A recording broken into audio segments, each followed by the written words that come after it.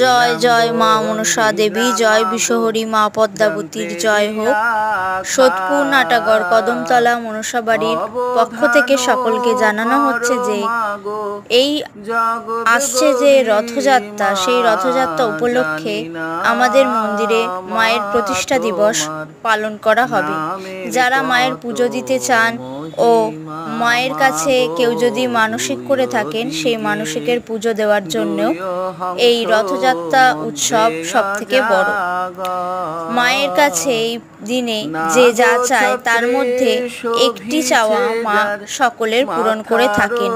কার জন্যে এখানে যে মহা হোমযজ্ঞ হয়, সেই হোমযজ্ঞে আহুতি প্রদান করতে হয় ও বাতি জ্বালিয়ে সকলকে উপসী থেকে পুজো দিতে হয়।